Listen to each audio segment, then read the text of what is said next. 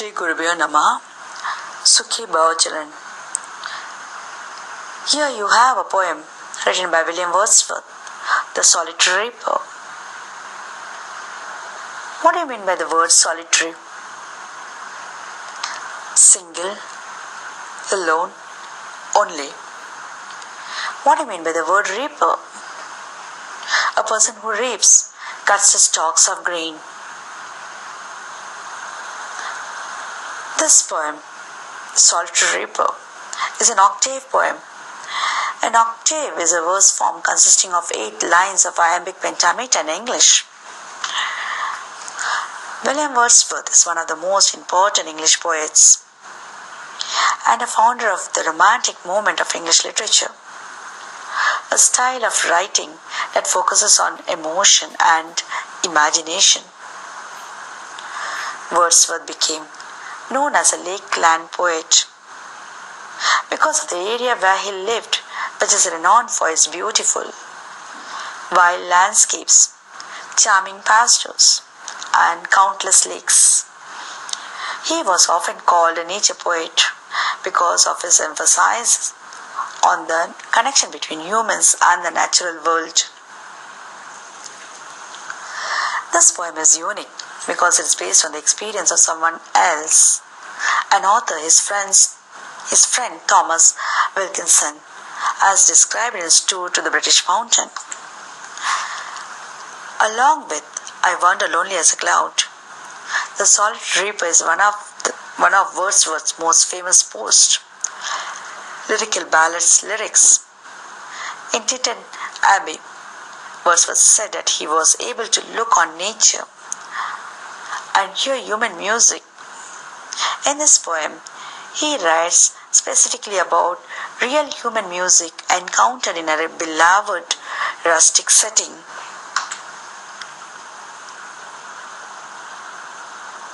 Here is the poem. Let me read it for you. The Solitary Reaper. Behold her, single in the field, yon solitary highland lass, reaping and singing by herself. Stop here, or gently pass. Alone she cuts and binds the grain, and sings a melancholy strain.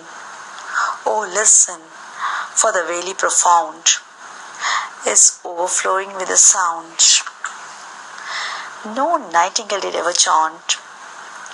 More welcome notes to weary bands of travellers in some shady haunt among Arabian sands. A voice so thrilling never was heard in springtime from cuckoo bird, breaking the silence of the seas among the forest hebrides. Will no one tell me what she sings?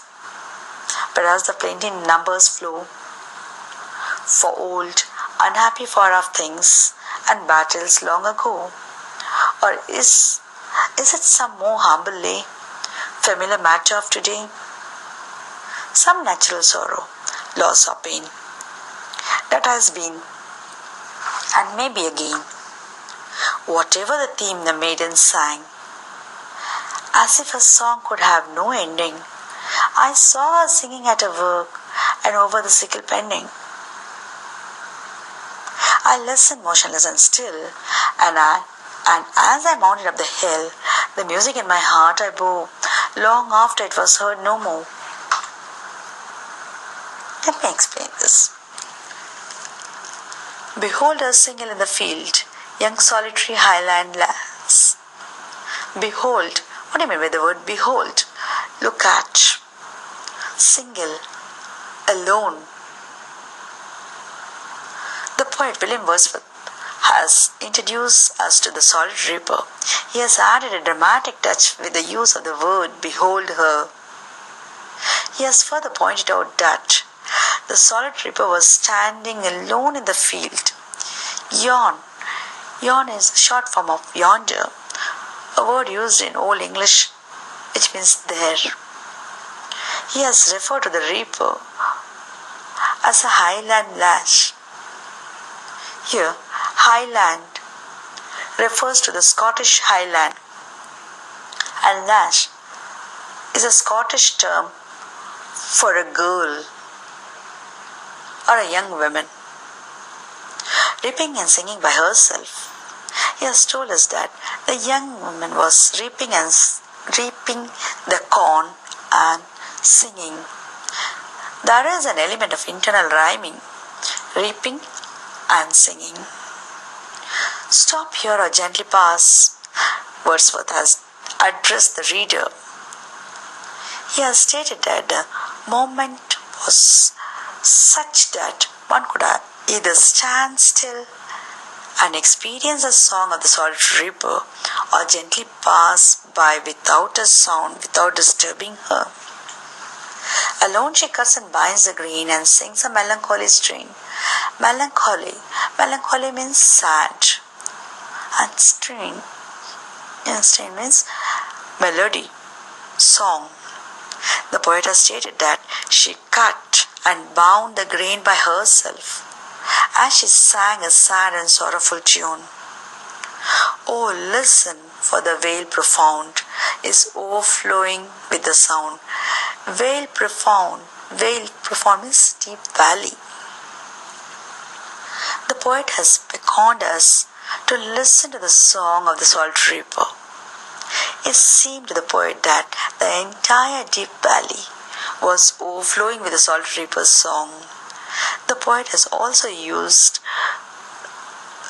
alliteration, sings and strain. No nightingale did ever chant more welcome notes to weary bands of travellers in some shady haunt among Arabian sand. Nightingale means a small singing bird. Weary means tired. Shady haunt in the shade of trees. Arabian sand means desert. The poet refers to desert. William Wordsworth has transported the reader to the Arabian desert. Here, shady haunt refers to an oasis in the desert. Bands of travelers, exhausted and drained from traveling across the desert, would be welcomed into the oasis by the pleasant notes of the nightingale's song. The poet has stated that the song of the solitary reaper was so beautiful that it was superior to the song of the nightingale. Several examples of alliteration can be seen here. No nightingale, welcome and weary, some and shady, among an Arabian.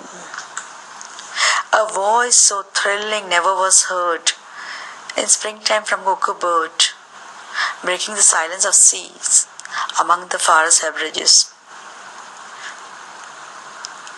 Cuckoo bird is a brown grey bird known for melodious singing. Herbaceous is a group of islands in the northwest of Scotland. The poet has talked about the spring song of the cuckoo bird. The Herbaceous is a group of islands off the west coast of Scotland. In the spring, the cuckoo birds in these islands break into beautiful tunes. The cuckoo bird's tune appeared to break the silence and stillness of the surrounding seas. Yet the voice of the young reaper is most thrilling to the poet's ears than that of the cuckoo bird. Will no one tell me what she sings? The poet has wondered aloud whether no one would tell him what the solitary reaper was singing about. The poet was unfamiliar with the language of the reaper's song, and hence he could not understand the meaning of the word. And in the next few lines, the poet has speculated about the possible subjects of the young girl's song.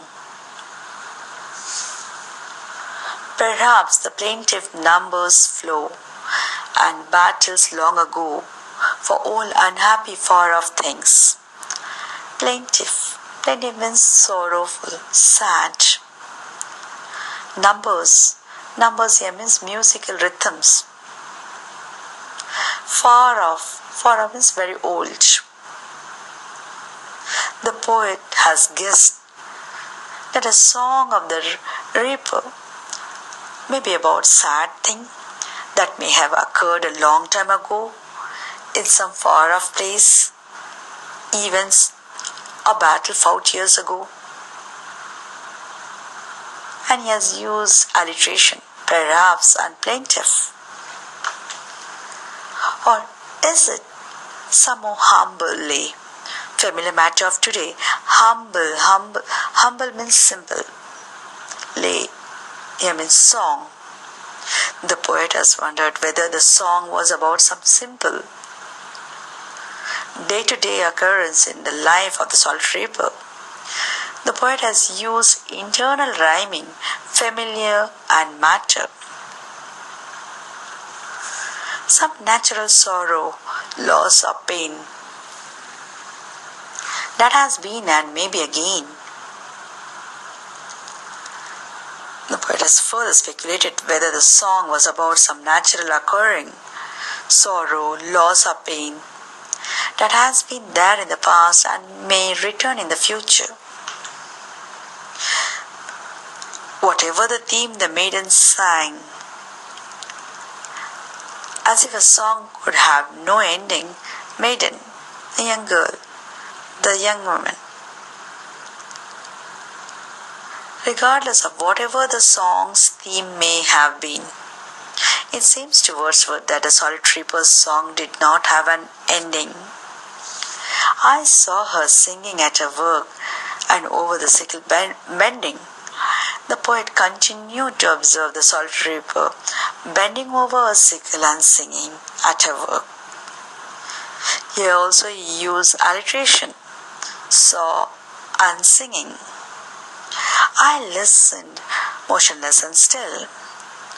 Here the poet has remarked that as he listened to the reaper's song, he was completely transfixed by it.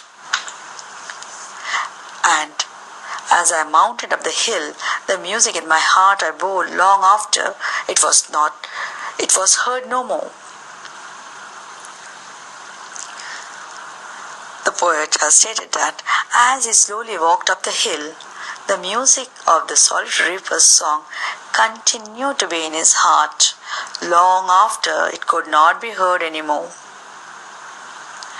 There has been here the poet again uses an alliteration, music and mind. The poem's structure is simple. Each stanza follows a rhyme scheme of A B A B C C D D. Though in the first and the last stanza, the A rhyming is off. Let's see in the first line of the first stanza, field.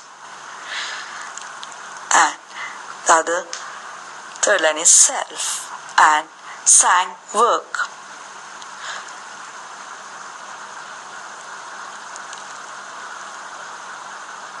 The first stanza sets the scene. The second offers two-bird comparison of the music.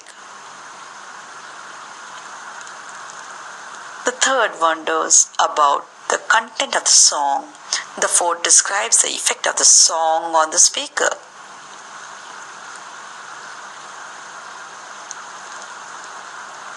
Lyric poetry describes the life of the shepherd in the pastoral, rustic, idealistic term.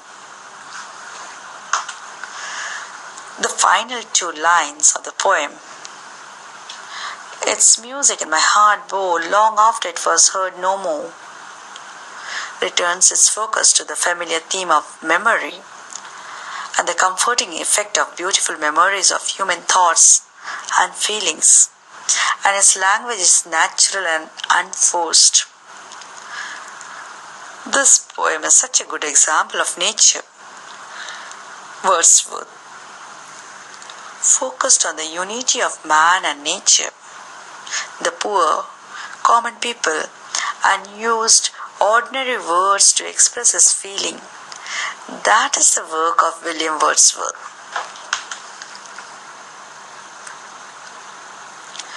Could I test you asking some questions?